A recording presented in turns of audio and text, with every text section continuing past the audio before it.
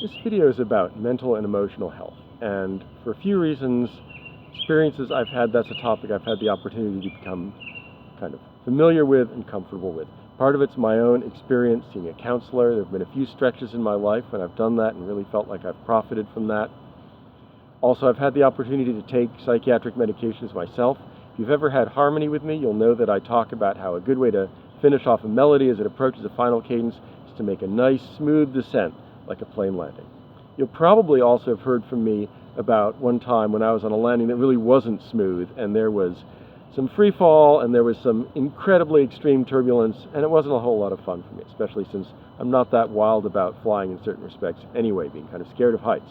Now in class I usually don't have time to talk about the next aspect of that, which is that for a few years after that, anytime I went on a plane, before the flight, I'd take some anti-anxiety medication. I had it prescribed so that it would just smooth out the experience for me at an internal level, no matter what happened with the flight exactly. A few years went by. I felt like I no longer needed to take it before the flight, but I had it with me. So if things got bumpy internally or externally, I had it there and I could just smooth things out. It was a good deal. I'm grateful for that, let me tell you. I've also worked in mental health, and one of the things I learned from that experience is that a lot of mental illnesses have physical, biological, genetic bases, and something about the way those things work, they often manifest themselves first kind of during the college years, late teens, early 20s. So people can go through high school and not experience any kind of distress in these areas, but they get to the college years and some symptoms start to show up for the first time.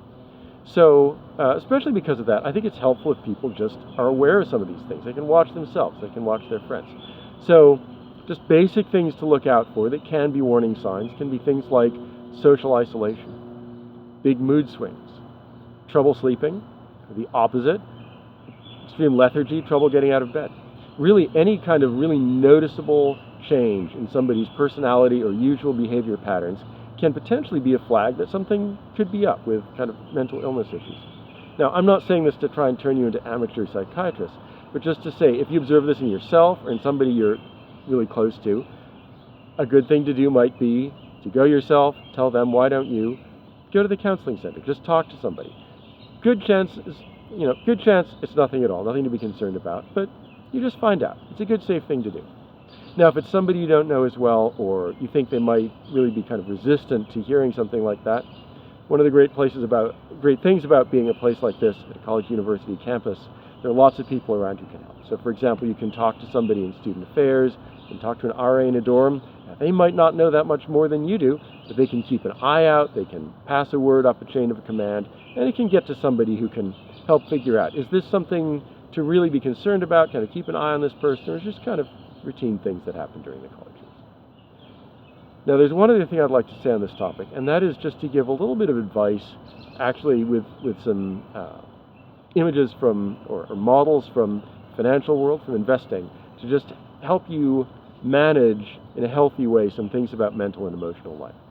So one of the things that people talk about with investing is how important it is to have a diversified portfolio. Stocks go up and down. Segments of the market go up and down. So if you're kind of spread out in your investment, if one thing goes up, another thing goes down, you don't have to worry too much about the things going down. Another thing about investments is that there are high volatility investments, and they can really deliver these amazing profits, but they can also really tank. And then there are really stable investments, things like bonds. And you just know from the start, either I know exactly or I know pretty much what I can expect this investment to do. It won't do anything spectacular for me, but it's nice to be able to have something that I can really rely on in a safe kind of a way. Well, activities and even relationships can be like that. Certainly, the academic side of life can be like the high volatility investment.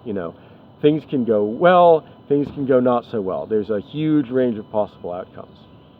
Relationships can also be that way, especially, for example, romantic relationships. Obviously, breakups happen. They can lift you really high, they can drop you down pretty low too.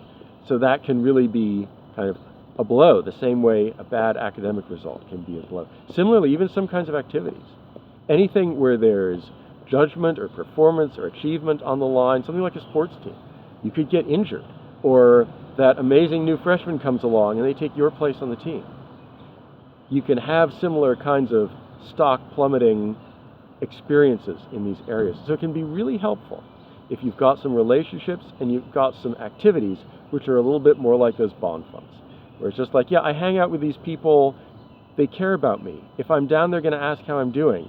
But there's no super kind of intense interpersonal thing going on here. There's not a big likelihood that these relationships are really going to tank. I can kind of count on them. Or activities that are just more low-key. I hang out with people, it helps me feel like my life is normal, folk dancing club, whatever it may be. There's not a lot of achievement, not a lot of measuring of your performance going on there. These kinds of safe investments can just kind of cushion things and help you to ride out those ups and downs of college life.